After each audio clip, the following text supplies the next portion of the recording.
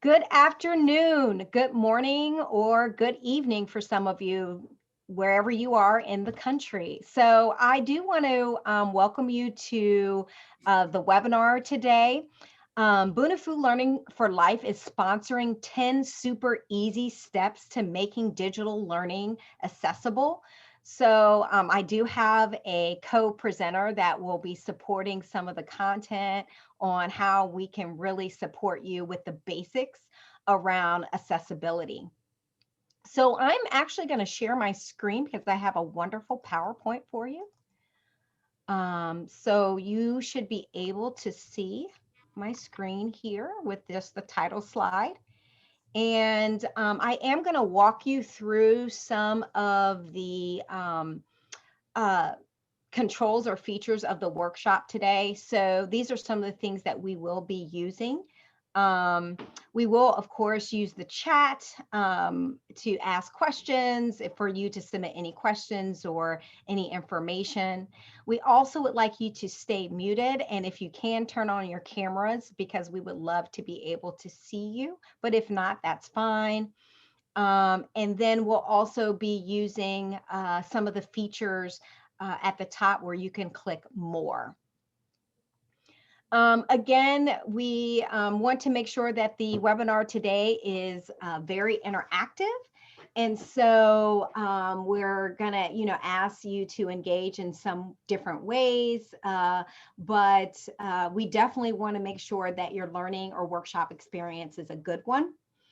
And to ensure that, we're going to send a follow-up email after today's event that will have a post-evaluation. And if you could take the opportunity to complete that evaluation so we can make sure that these different types of professional development or these different types of workshops are have really good content for you. So I don't know if you know about Bunifu or if you just decided, hey, I saw this on social media or I saw this in my e-newsletter that you signed up for, but just want to give you a little bit about background about Bunifu Learning for Life. We are an e-learning business, small business, and basically we feel that learning is power, and we want to help whether it's nonprofits or for-profits, small businesses or large businesses or government to support them in delivering virtual learning and providing customization to that different learning experiences. We do provide consultation, development, and management of e-learning modules and toolkits. So we develop them for schools and businesses for both adult learners and K-12 and higher ed. Now, we definitely feel like our uniqueness is around our approach of culturally responsive frameworks. So we believe that the learner's culture and historical diverse background are critical to our e-learning solutions. We believe diversity is a strength, and so we want to make sure that we are inclusive throughout the learning experiences as we're customizing and developing toolkits or modules. So just a couple of announcements before we dive right into today's webinar. We do want you to, we have free updates and latest trends in e-learning. And if you have not signed up for our e-newsletter, you want to make sure you do so. And you can do that by going to our website. That's bunifuelearning.com. Also, we are going to be launching our first e-learning institute that will have a variety of courses for employable skills, if you're transitioning in a career, for adults, diversity and equity, as well as college and career readiness for 9th through 12th grade. So please check out our website as we're launching this new institute. There will be certifications and badges available as well. And we'll be adding courses throughout the year. Make sure you take an opportunity to also follow us if you have not on our Facebook page and also on LinkedIn. We definitely try to make sure you have the most up-to-date information through different social media posts and research. So we, provide articles, infographics of different things around e-learning. So thank you for joining this webinar. We do have some upcoming webinars, Words and Images Matter in Instructional Design. And this is really around diversity and inclusion and how you can make sure that your learning and development is inclusive for all learners. And so we're going to talk about kind of like, how can words actually be an asset or not be an asset to diversity, and making sure that someone feels included. We'll also have, talk about images and how that can be very much inclusive, and then other things about diversity and equity as well in that webinar. Spicing up your online blended learning experiences. Sometimes sitting on a Zoom or a webinar is the most boring thing ever. So we want to help you spice it up. And so I actually have a play therapist who's going to come in, and she's absolutely wonderful. She's going to show you some really easy tips and tricks, and we're actually going to be able to put you in breakout rooms and you get to play around a little bit, but these are great things that you could use for with your staff or in meetings that you have. And then to the other 3 and 4 are Bunifu's e-learning chronicles part 1 and 2. You're like, why would I even, want to come to that? So we're going to talk about kind of like our good, the bad, and the ugly of some of our projects. Like we do a lot of work around creating diversity and equity and inclusion guides, as well as we've done some work around actually flipping during COVID or the pandemic very quickly courses, but how did we bring about a team to make sure that we are providing quality work? And so take an opportunity to join some of them, and all of these will be recorded. So if you cannot come, they will be available on our website 24/7 days a week. So now let's get to it. Our webinar for today is 10 super easy steps to making digital learning accessible. We're hoping to only take 30 minutes of your time and to really talk about the things that you need to do like tomorrow. We want to give you tips that you can just start right away and implement. So we're talking about PowerPoints and images and fonts and really hardcore things that you need to do right away to help make your e-learning or digital learning accessible. And then we're, of course, going to give you a checklist to kind of give you a baseline of, helping you think through. And we're going to give you lots and lots and lots of resources as well. So just the agenda, of course, we did some welcome and logistics, and I didn't even introduce myself. So I'm going to give you myself an opportunity to do so, and also introduce my co-presenter as well, who's on here. We are going to talk a little bit about the trends in the news, and then 10 super easy steps. We're going to walk you through 10 easy steps to really start your accessibility journey. If you have not, and then we'll give you that checklist and resources, and then we'll close. So for further ado, I am going to introduce my wonderful strategic partners. So as a small business, we reach out to strategic partners and we look for expertise that we may not have in-house. So one of our strategic partners is Kat. It's Kathy, but likes to be called Kat. And so, she has done a lot of work around instructional design and creating e-learning for many years. She comes from a K-12 background and now is working in healthcare at a hospital, but also has worked on the higher ed level as well. She helps us a lot with her graphic design talent, and also, helping us to start that process and help out our clients with making sure that their e-learning is accessible. And she always tells me that accessibility is ever evolving. So she's also always learning every day, just like me, about, this accessibility journey. And then I'm Jennifer Dunn. I am the co-owner of Bunifu, and we started in 2017 and really have, ramped up in the last year and a half. And so we're just really excited about the work we're doing with clients around and supporting them around their training and development. So I am actually going to turn it over to Kat because she's going to help out kind of lay the foundation about what accessibility really means. And then we kind of want you to think about rating yourself as far as where you are on the continuum of needs improvement to strong. But first, let's learn what accessibility really is. Great. All right. Thanks, Jennifer. What a great introduction, and such a wonderful organization that I can contribute to. So I'm happy to do that. So yes, so I was going to give a definition of accessibility, and I'm going to read it here. A person with a disability must have afforded the opportunity to acquire the same information and engage in the same interaction in an equally effective and integrated manner with equivalent ease of use. So we're really trying to not have any barriers as far as accessing digital online content, because it's rapidly evolving, like Jennifer said. We also need to advocate to make sure that it continues to be accessible for all people.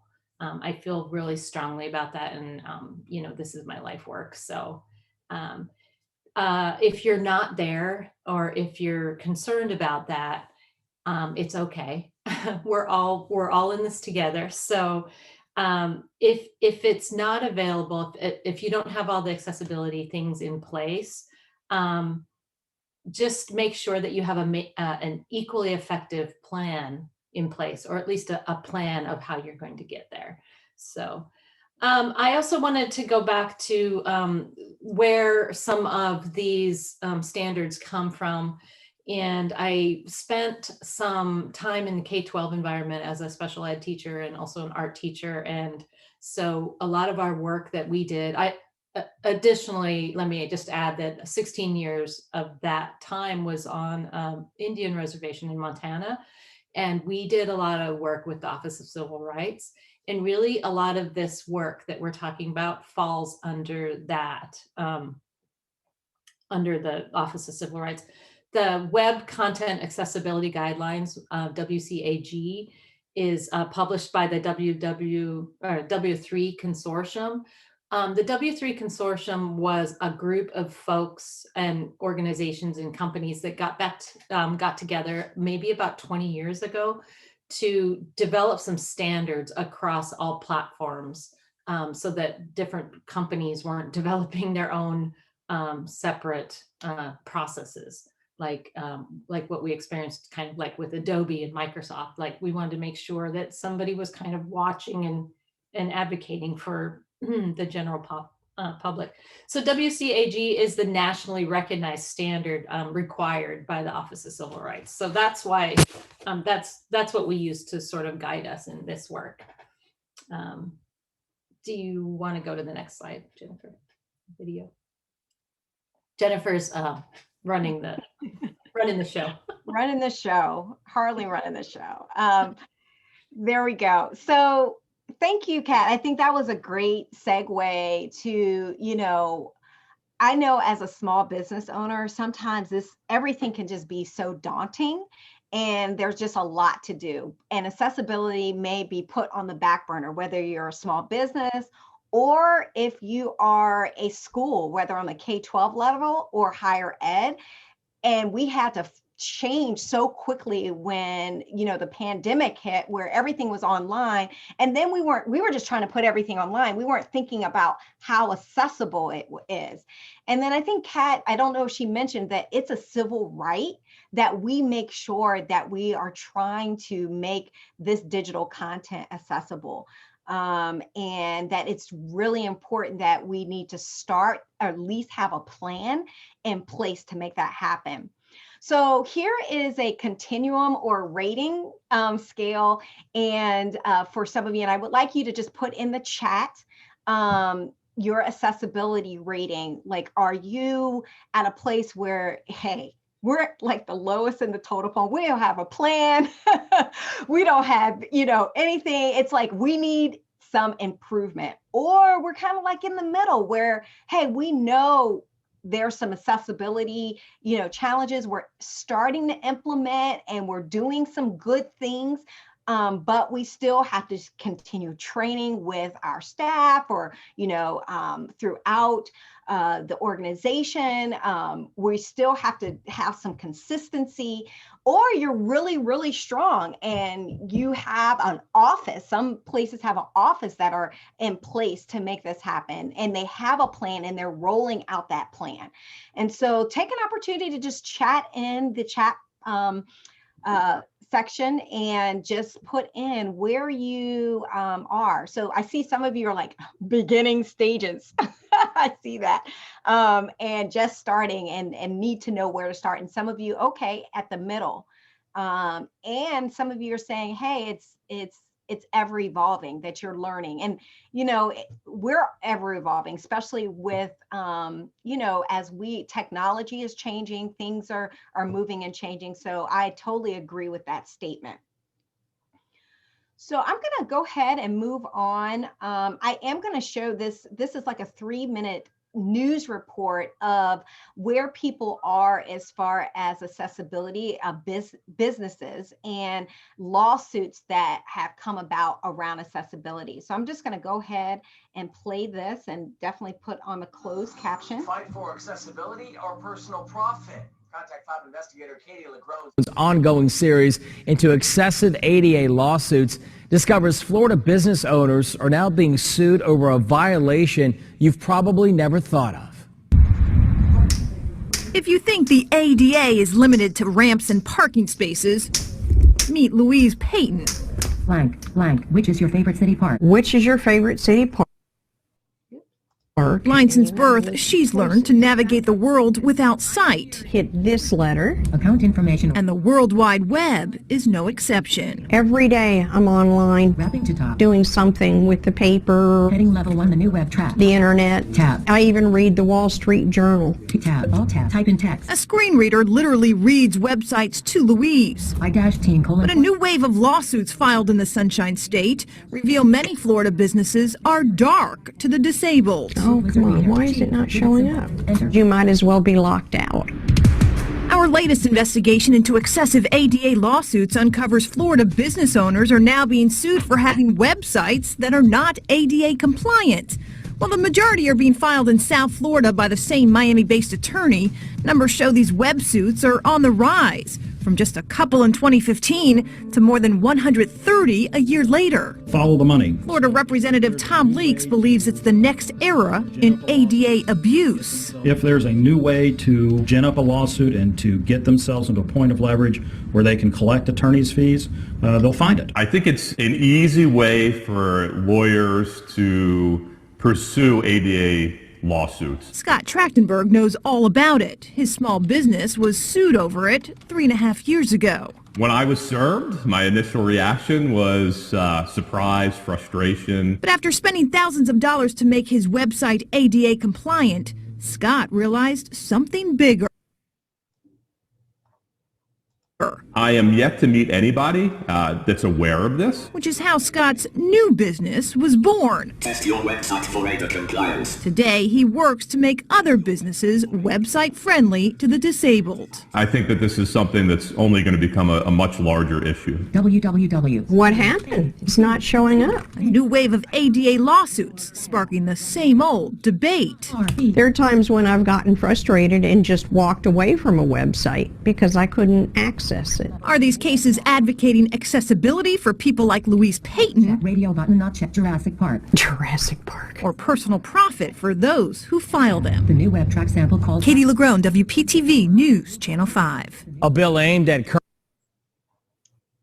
So, that was just a video about, giving you what's going on as far as lawsuits. But it's important to just really, like Kat said earlier, is to start having that plan, because we don't want to lock people out from this digital content. And we want to make sure that we are providing, accessibility for individuals that need that support, whether it's through our websites, whether it's through a webinar presentation, a PDF document, a video, images, we just want to make sure that we're trying the best we can. And so hopefully this webinar will provide that kind of that beginning basics to support some of your work to begin the journey on accessibility. I did want to really talk about also some trends in the news. I mean, it's like big time, especially now, because a lot of things are virtual. And even if you just did a Google search, you'll find, 5 ADA facts about small business needs. And this is from the U.S. Chamber of Commerce. Also hot tech trends. You may hear hot tech trends, but that doesn't mean that they are accessible. So you should, if you're using a vendor or a different platform or a new app, you want to make sure that you're seeing whether these digital resources, because something is new and shiny, doesn't mean that it's the best sound thing for accessibility. And so we're going to first talk about in today's workshop or webinar is about PowerPoint accessibility basics. And I am going to go ahead and turn it over to Kat, who's going to start with our first step on our 10-step process. Kat? Okay, great. Thanks, Jennifer. So we're talking about PowerPoint, Microsoft product, and Microsoft has, I'm very impressed with a lot of the work that they've done. And if you type in Microsoft accessibility, you can see some of the larger scale projects that they're doing. They've really taken the lead on accessibility. First of all, by making sure that their products make accessibility easier for the rest of us. So the first thing that you want to do when you're doing a PowerPoint presentation is either for the web or the webinar or any other kind of format, is to make sure that you're using that the formatting features that are inherently built into Microsoft. They did this on purpose, and mostly this is for screen readers, like what we just saw in the video. A JAWS screen reader is what will read the content to people who have maybe low vision or are blind. So the preset templates and placeholders, when you construct the slideshow, have those headers, and they also have features for the table. If you insert tables into your presentations, the data in the table needs to be structured properly in order to read in sequence, in the proper order and sequence in the PowerPoint presentation. And then the next slide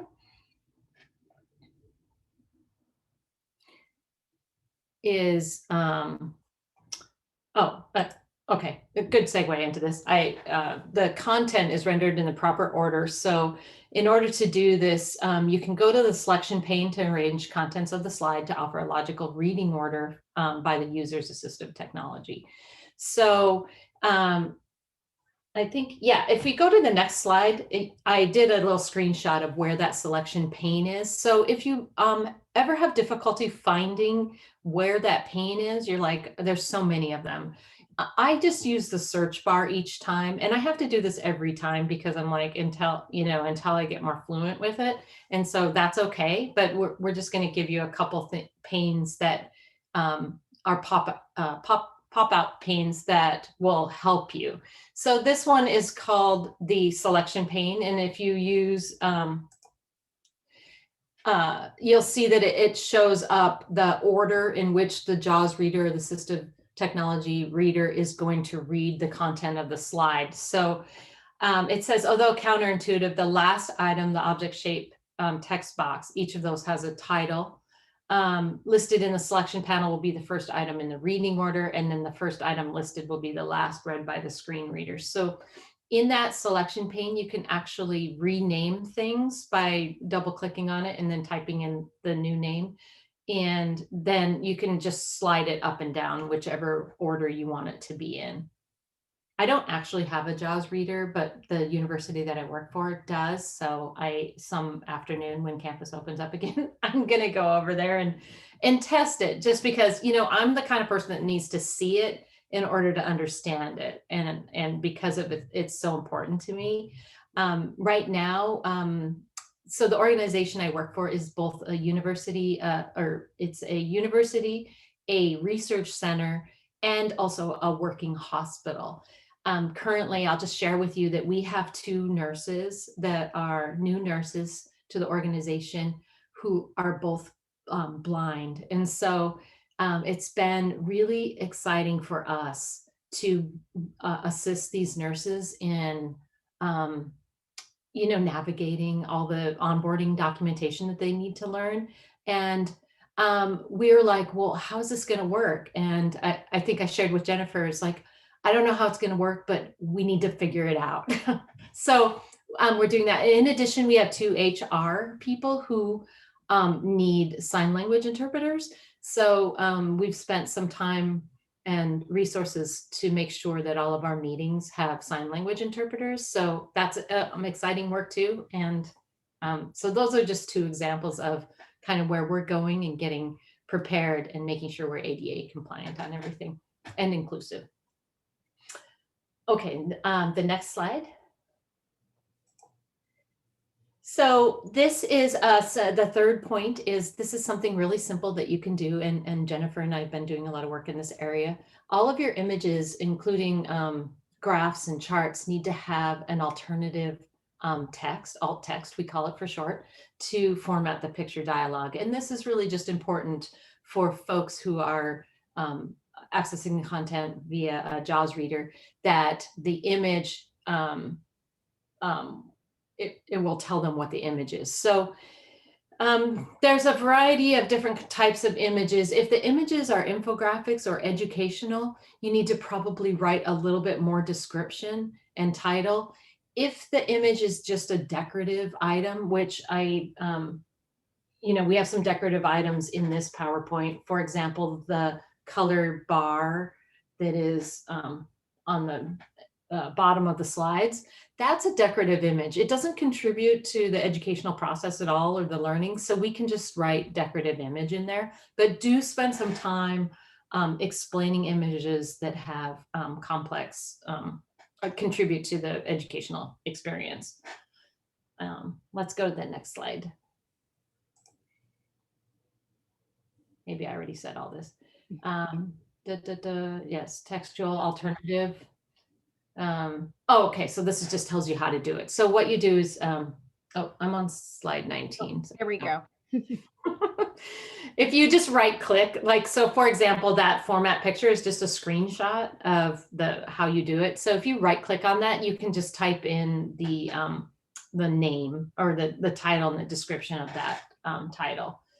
I do want to tell you that before you even set up the PowerPoint, if you are collecting images, so we're doing all our kind of pre-work before we make the PowerPoint, and you name those images, for example, the Bunifu logo, if you just name it that, every time you put it in, it'll carry that content over. So you don't have to, I think Jennifer and I learned the hard way that we had to go back through one time and just label everything because it wasn't the proper name to begin with. So that'll save you a lot of time.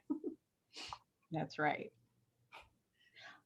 Oh, and just really quickly, one of the great things is that, grouping images too together. So sometimes you may have like a text box, or you may have a group of images. You can put that group and describe that group of images as well, instead of doing each and every individual image. And one cool thing about PowerPoint is that when you go, you will see it's very easy just to kind of right click and then put that alt text right into and write that description.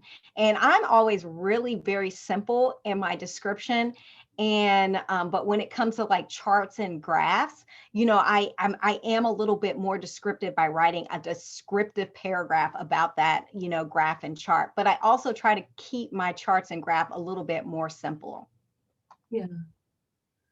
Yeah, I was going to say something. As an art teacher, I always relied heavily on my vision and visual stimuli.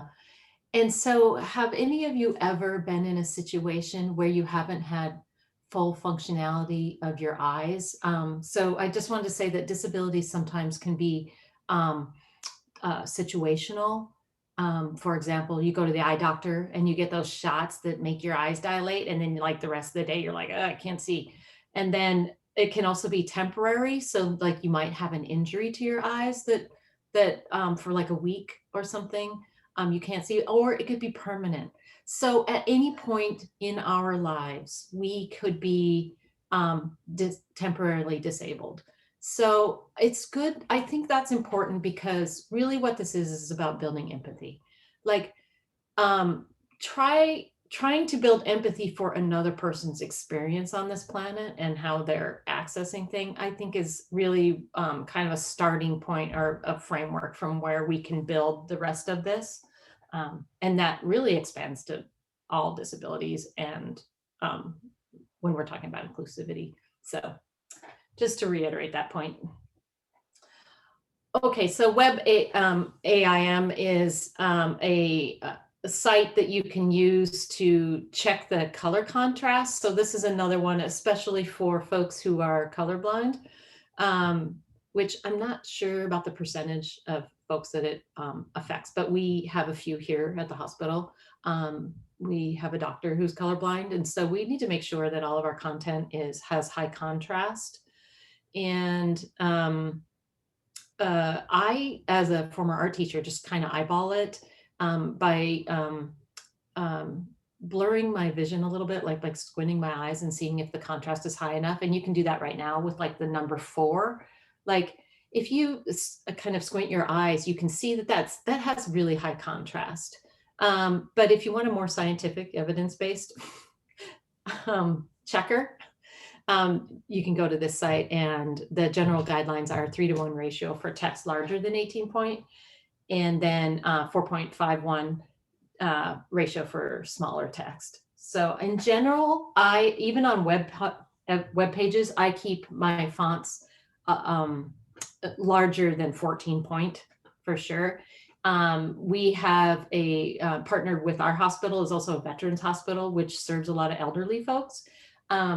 And their website is great. It's a great education about how you would navigate that page if you were elderly, and the fonts are larger so that you can see them.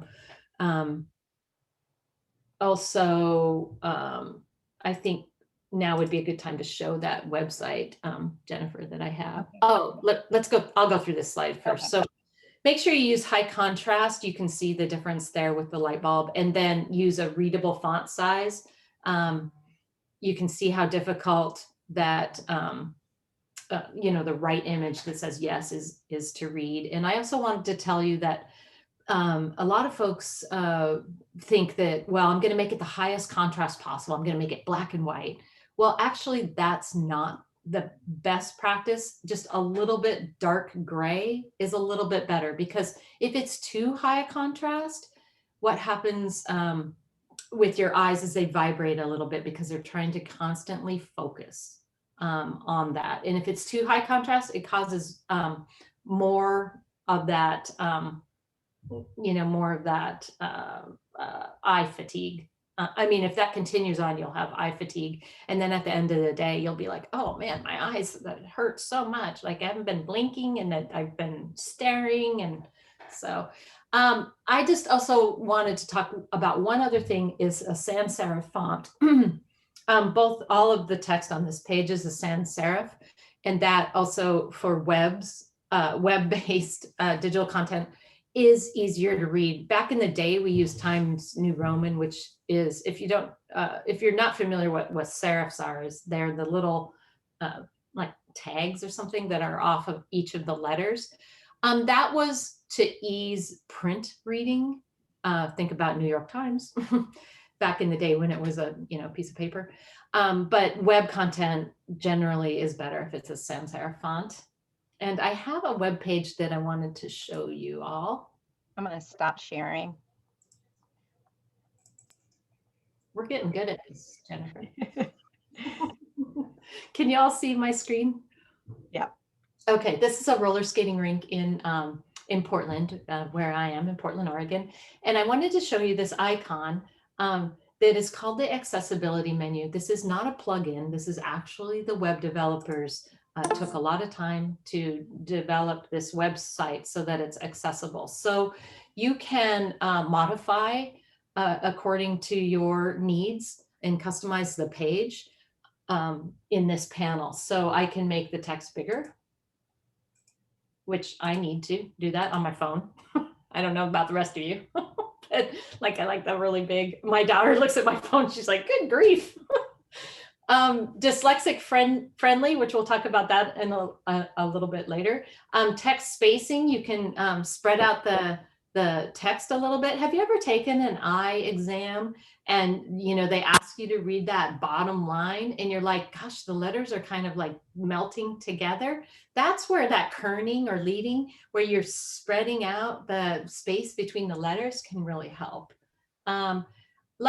So if you watch what I do when I click this highlight links, universal design for learning, back in the day, again, which was, I don't know, probably at least 10 years ago, was decided by the W3C that everything that's a link, which means a link to another web page or another part of the web page, is underlined. And so sometimes that underline makes it difficult for people to kind of read the words.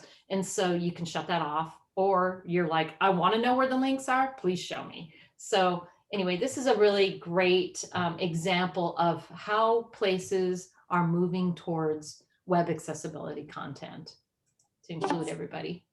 I will stop sharing this now.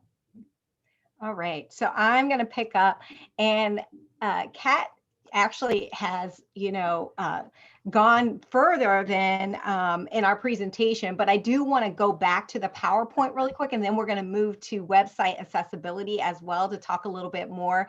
But I think in a lot of the steps that we're going to talk about, it's similar information and how we're going to present the images, like the alt text, whether it's a PowerPoint or whether it's on the website, so a screen reader can read that information, or how you order things, whether it's an order on the PowerPoint with a heading, a subheading, and making sure that that order is there and that you're being very descriptive. And so there is what you call run an accessibility checker. And one of the cool things Kat said, you can go and do a search, and Microsoft has built in what they call this accessibility checker, where I think earlier you saw there was, I don't know if it's earlier, where there was missing information. Was that earlier, Kat? Or maybe that's later. Okay. So where you'll actually get to see the missing information that we have on PowerPoint. Oh, that's the next one. I'll let you, next slide. I'll let you take that one. But I think here is, the accessibility checker, where you can then see what's missing on the slide. Hey, is this image, does it have the information that it needs? And so Kat is actually going to walk you through what that looks like and how to find it. Go ahead.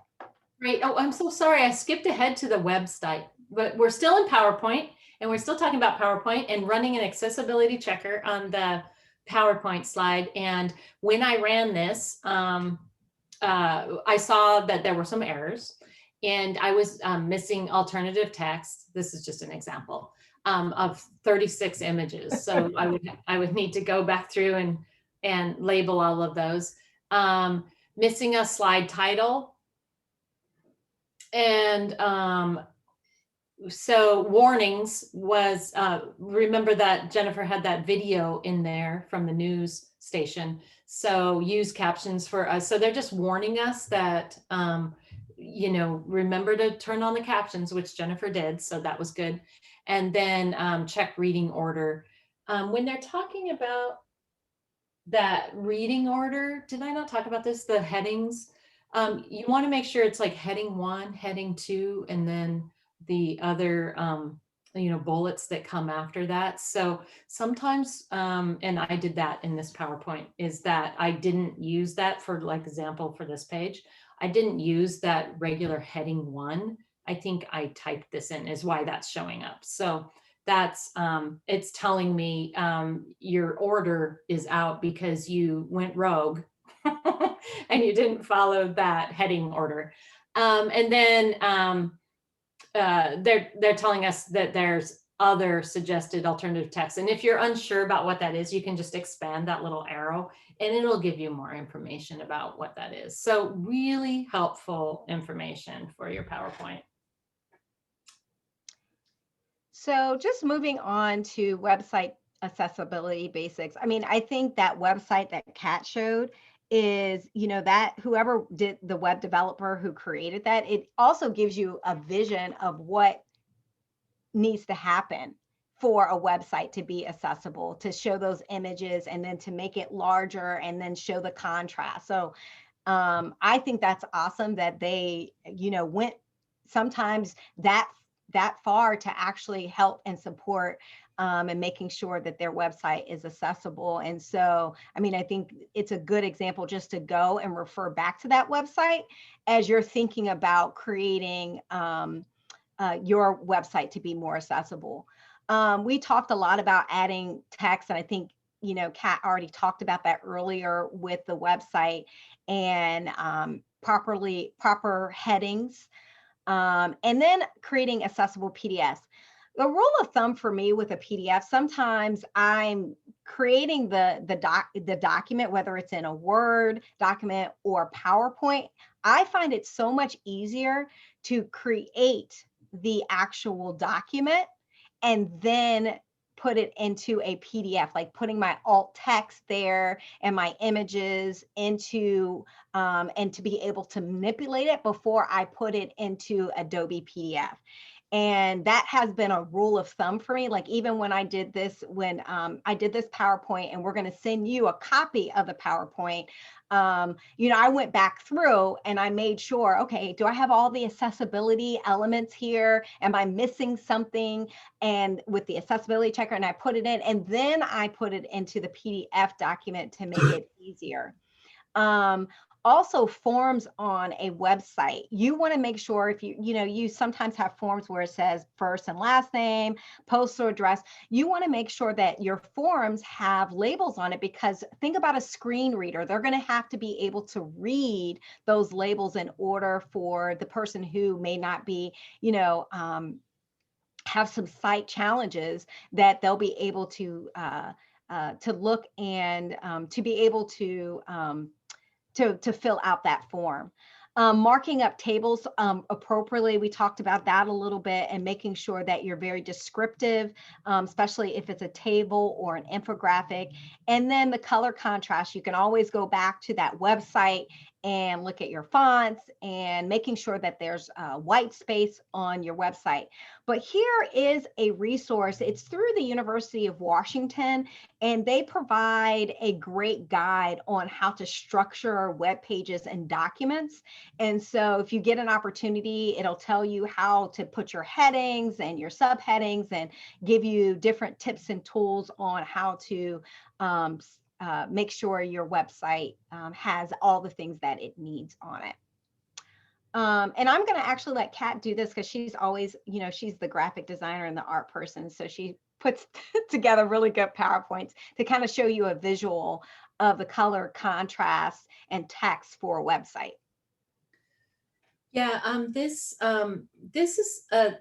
slide is referencing some of our autistic and or dyslexic learners.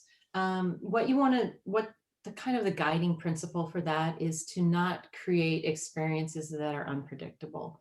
So folks may be hesitant to click on a button if they don't know what's going to happen or where it's going to take them. And that can be a triggering event for some folks. So just making sure you have enough descriptive text and directions, clear directions for what's going to happen. I know Jennifer can speak to this too, as she has a child who's doing some online learning. Like, how do we reduce distractions for our kids who are in the online classroom, and give clear directions, because there's so many distractions. There's things going on maybe in the home, and then there's pop-ups on web pages, and just kind of creating a clear pathway of learning for them.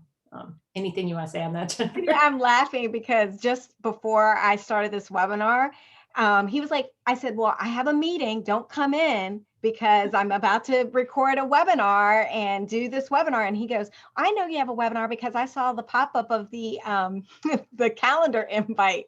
And I'm like, you're supposed to be in school right now, not looking at what my schedule is. But and so you're exactly right, Kat. It's like the distractions, and then making sure that there's clear direction on what you're supposed to do in the virtual environment. We're going to talk a little bit later about online courses, whether it's blended, asynchronous, or synchronous. So I think that really we'll hit a little bit about that as well.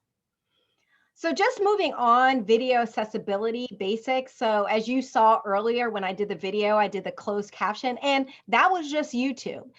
Now, some of the translation or the transcription of the video may not be as accurate. As you can see, you saw that maybe some of the words weren't spelled correctly, but it's a beginning. And I would say go out, and if you're really, creating some videos that you want to use online, I think you should go either get a transcription service or use a platform that provides accurate transcriptions, because I'm sure you may have acronyms or different sayings at your organization that may not translate well on YouTube. But one cool feature, YouTube, when you upload it, you do have an opportunity to have that closed caption. So video accessibility tips, again, we talked about the color contrast. I've seen videos where it's just, and we create a lot of videos, whether they're animated videos or you have, and when I say animated videos, you have kind of like the cartoon characters, and you can put like little images and little things.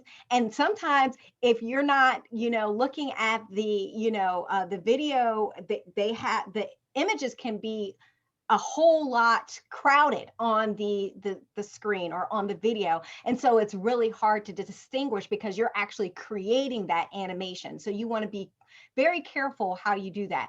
Also, background noise. A lot of times we're on like Zoom, we're on WebEx or different types of virtual platforms where there's other background noise, and that could be very distracting to a learner, especially one that may have a disability. So you want to make sure that you try to minimize that as much as possible, whether it's a virtual event or on a video.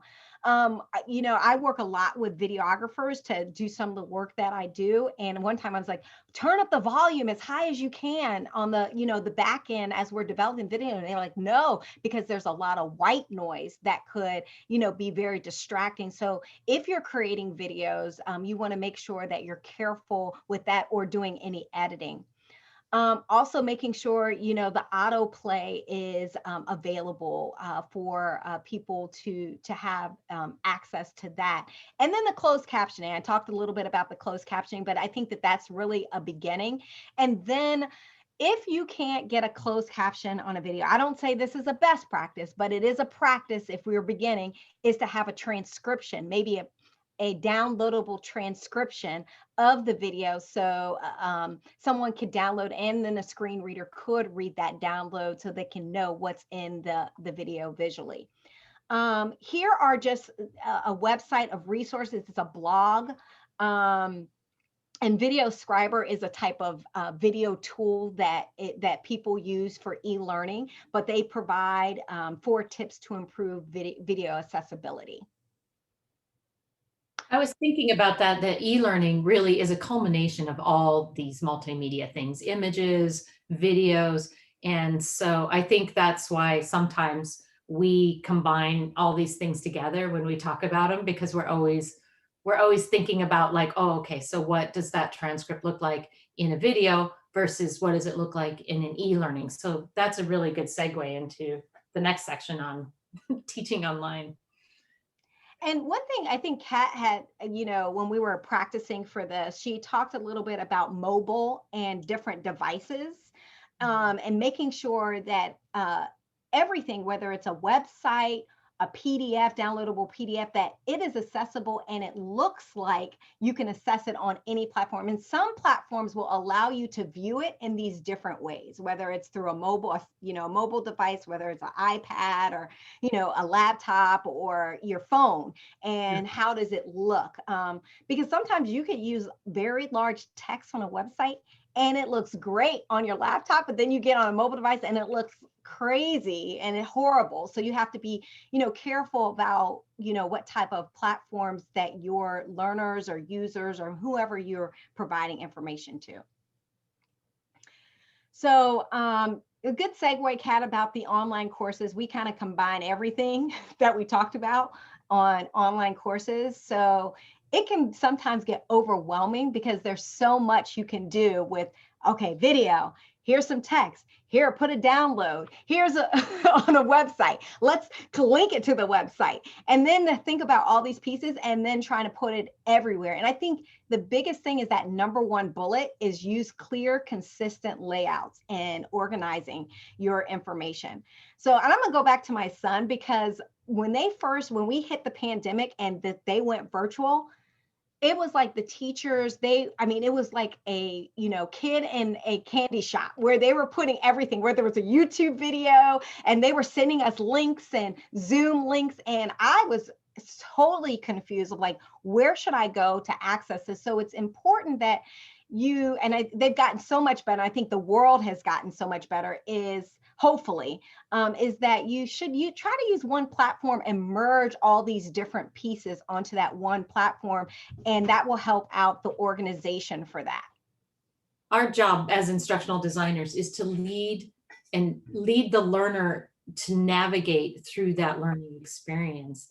And it's our job to chunk the educational pieces into digestible chunks for whatever their cognitive load is. And so exactly. I think it's important to make sure that you're not overwhelming. I mean, I was overwhelmed. So I can only imagine a 7-year-old or someone who might, and we talk about our elderly community also going virtual. I think it's important to be able to not overwhelm them with lots of text and long PDF information. And so you want to make sure that, the images, the text descriptions are very concise, closed captioning and transcribe audio content, and give learners multiple ways to learn and access information. And just to continue that, you don't, again, overburdening with large number of technology products. It's great that stuff is out there. Doesn't mean you always have to use it. I say sometimes if you feel comfortable using a certain platform, you may just want to stick with that platform and utilize that platform and master it so people can assess the information that you're providing. Go ahead. Oh, I just wanted to add to that. When CNN or some news channel's on and they've got that ticker going across the bottom, as adults, we know to filter that out. Like we can decide I'm going to watch the screen or the video that's playing here, or I'm going to watch that ticker. But kids haven't developed that ability to filter out extraneous, like they don't know how to prioritize what's the most important thing. So they're trying to grab all of it. And so again, another reason of why we need to put those filters in place until they develop them developmentally in their brain. So anyway, sorry to interrupt. I just was thinking of great. Yeah. And great. And I think also with that is, making sure that, the information that you're providing feedback often about whatever you're doing on the platform. I think scaffolding is great and outlining, but also if you're instructing, whether there's a self-paced course and somebody should be going through it, there should be checks or knowledge checks or information checks in order for, the information and making sure that the learner is grasping what needs to be grasped. Really good. Yeah. This is the last one. It's kind of like just a culminating of the do's and don'ts of what we've gone through about colors, about text, and spacing, what you should do and what you should not do. So this is when you get a copy, you will get a copy of the PDF presentation. I would use this as something that you always should refer to as, okay, should I do this or shouldn't I? And this is, of course, something just very basic. And then, the 10-step accessibility checklist. Some of you said that you were really strong or you were middle of the line as far as your accessibility rating. But this might be just good to have as a quality check as you do each thing with your accessibility, or provide it for people that may work on your team or work in your organization that might not understand the importance of accessibility. And then Kat and I provided some resources. This is, again, just some PowerPoint resources and some 508 guide for Microsoft PowerPoint. And then Kat provided these additional resources, and I'll let her kind of give you a synopsis of those. Oh, yeah. I think what I'll do is just share Okay. share my screen as far as the ally resources. So this is, sorry, this is a resource that I found, and this person, Hannah, created this site, and she did an amazing job. It's free for anyone, and it continues to evolve, and she continues to add things. I would recommend that you spend a day in here, or at least bookmark it in your web browser, because there's just so much in here. For example, if you scroll down to online courses, she's listed courses, free courses from Udacity that you can take. She's has a Coursera course on Introduction to Accessibility Inclusive Design. So just a plethora of, here's one that's plugins. I know that when I did plugins, I did Wave Reader, which is a plugin that you can put on your up on your browser, bookmark it on your browser, that will check accessibility on your website. We use that a lot at the hospital. Just a really great resource. Blogs, I mean, it's very inclusive. So that's one resource that I wanted to share. The other one that guides a lot of the things that we do is the Quality Matters. Do you have that slide? Oh, yeah, I do. Quality Matters is a resource that has all kinds of standards for online education. And we use it. There's a rubric on there. You have to pay for the subscription, but I think there's some kind of entry-level rubric checklists that you can do. I'm in the process of developing one right now for my team for peer reviews. We recommend a peer review to look at all of our online courses, because sometimes you're so in the course that you can't see out of it. So it's good to have a second pair of eyes on it, but also a good checklist. So they have a K-12 checklist, a higher ed.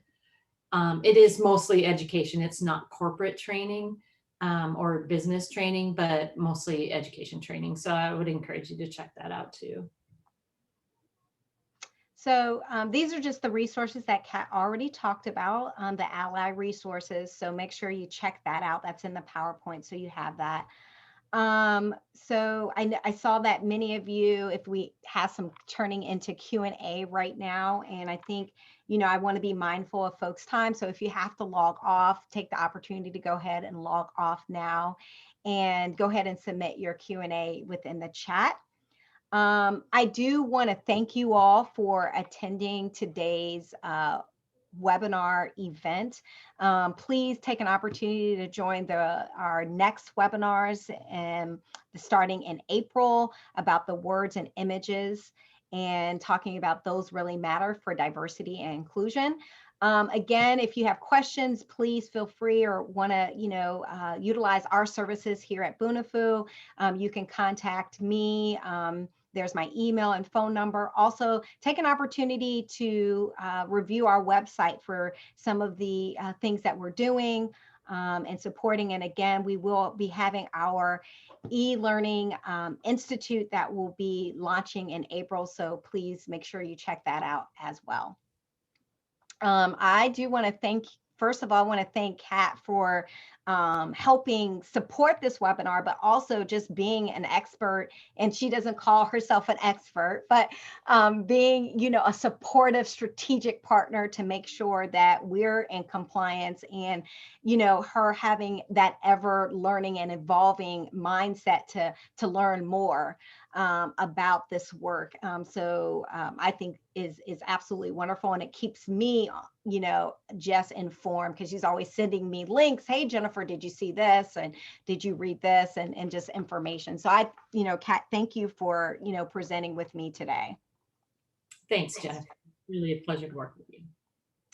All right, so I am going to thank you for all of you showing up today. And again, make sure you check us out on www.bunifuelearning.com.